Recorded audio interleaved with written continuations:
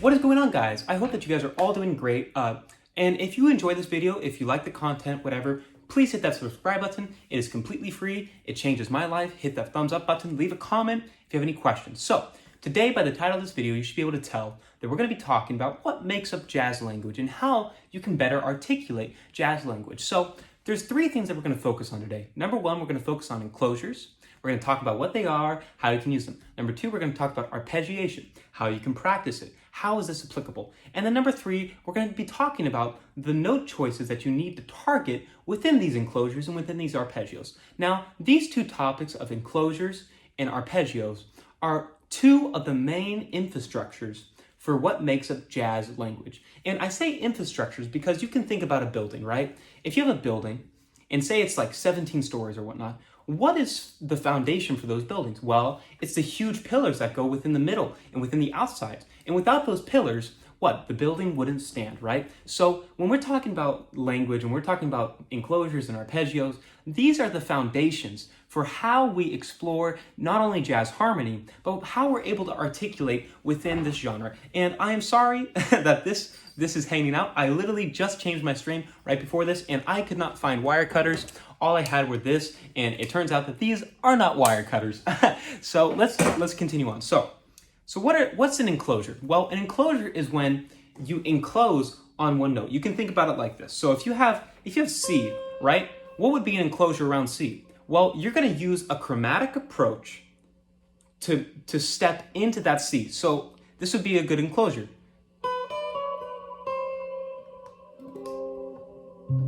Right? What did I do there? Well, I played B, D, D flat, B, C. Right? So I was enclosing in on C. Now, why is this applicable? Well, say you're in A flat major, right? So you're going, right? What is the third of A flat major? It's C. And why is that important? Well, the third outside of the seventh, those two note choices are the best two note choices to target within any key. Why? Because they're what describe the chord the most, right? You can have a chord without a fifth and still have the third and seventh and you'll know. You can have a chord without the root and have the third and seventh and you'll still know what the chord is. Now, if you don't have the third, you don't know what the chord is. Why? Because you don't have any major or minor indication to tell you what type of chord that is. So the third and the seventh within a jazz applicable theoretical situation are the two most important notes you're going to want to target. So let's say we're in A flat major, okay? So we're going.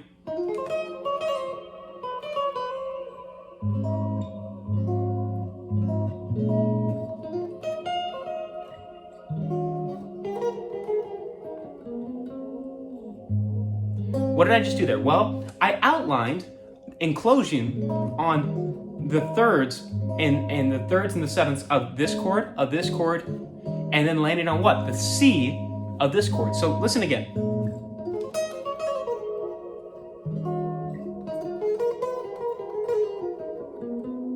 What note am I going to land on? C. And also, look at this. What notes did I also play there? I played a B. Now, is B in the key of A flat major? It's not. Why? What is the B? It's the flat third, right? That directly conflicts with the C. But what was I doing? I was creating these tension and releases leading up to the C so that when the enclosure hit, it was like ba-da-da, right? So this would be also a form of enclosure through chromaticism, right? I went B flat, B, C, right? And that B isn't even in the key, but used as a passing tone, right? Passing through it from the B flat to end in the C, it sounds good because we're not landing on it, right? We're not going, right? That'd be literally the worst note you could play in A flat major. Why? Because again, it's the flat third. But in this context, we're able to enclose on it. So let's try this again.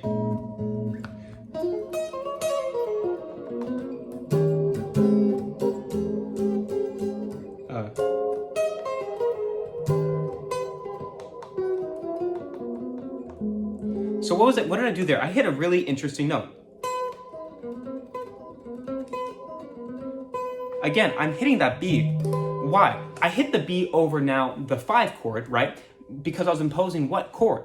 This is a really interesting thing, guys, because listen to the difference between these two changes. That was cool. That was pretty. And that's a good 2-5-1. If you've never learned a 2-5-1 and you don't know what a 2-5-1 is really, you should learn that. So I was playing a minor 7 to a dominant 7 13, right? With a C resolving to A flat major. So take a look at this. This is really interesting. Now if I go, what did I do there? Well, not only within the harmony, but within my melodic sense, right? The top notes enclosed in on that C. And so what note would that be within the context of this 5 chord? Well, that would be a flat 13. So now what I'm doing is I'm saying, okay, I want to end on C, but I want to create a lot of tension and a lot of tension within the color to get to C. So what I do is I superimpose an extension, right? And an alteration, right? So I superimpose the 13. I want a 13. But then I want to make it an alteration, so I'm going to flat it, right? And so that it can bring all this tension back to C, right? The third of A flat major. So enclosures are when you use chromatic approaches to enclose on one note. And that note has to be a good note, right? It can't be the fourth. Well, I don't want to say can't, because it could be, right? But the best choice to do, especially when you're just learning, is focus on enclosing these thirds and fifths in sevenths, right? Thirds and sevenths and fifths in roots, right? These are all great colors that you're going to want to enclose on and want to learn the ability in the way to articulate enclosing on this. So that's enclosures. You should practice at home, literally going through key centers. So whether that's C sharp major, right? And you're trying to enclose on the F, right? So practice at home enclosing on thirds and sevenths. Okay, number 2, arpeggios. What are arpeggios? Well, take a listen to this. Right, we're doing a 2-5-1 in F major.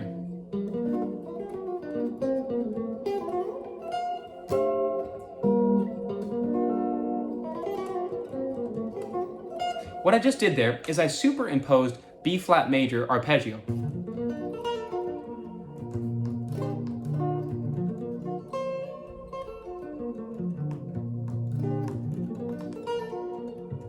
Right?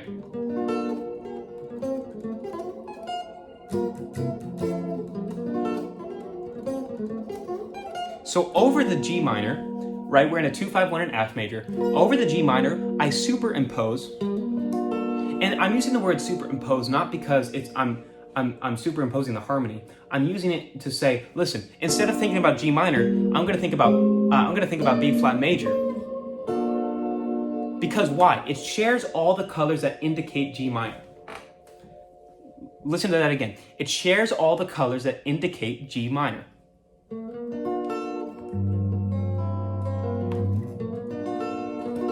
And this is a great way to do it. So, arpeggiate. So, if you don't know your arpeggios, you got to learn your arpeggios.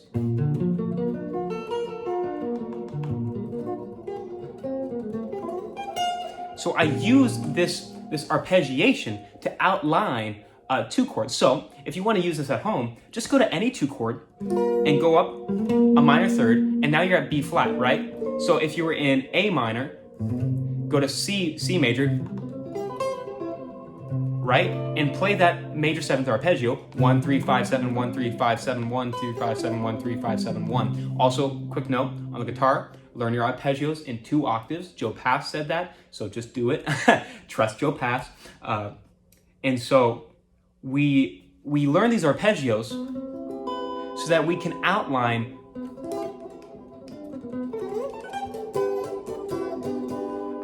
these chord shapes. So 2 things. Again, guys, learn these arpeggios, learn these enclosures, and then mix them together. Because what am I doing? I'm going arpeggio, enclosure, enclosure, chromatic enclosure, B flat G, A flat A, enclosing on A. So, if you want to play the jazz language, if you want to learn the jazz language, arpeggios, enclosures, and then using these 2 to target thirds and sevenths are gonna be your milk and honey, guys. This is the way that you're gonna wanna be able to learn not only the jazz language, but learn how to navigate these tunes that have a complex harmony. So, thank you guys for checking out this video.